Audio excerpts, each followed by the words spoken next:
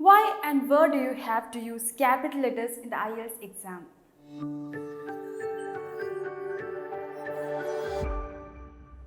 So how do we use capital letters in your IELTS exam?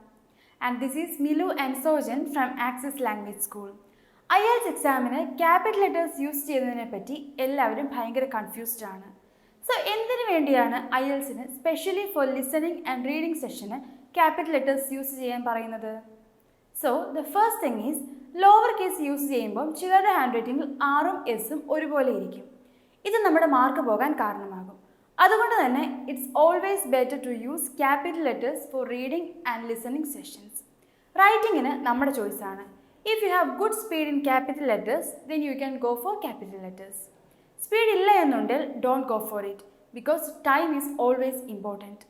So capital letters inu nalla speed undengil you can use it for your writing sessions. Otherwise you can use lowercase. While writing exams, your handwriting should be readable and legible. So I hope your confusions are cleared and thank you so much for watching this video.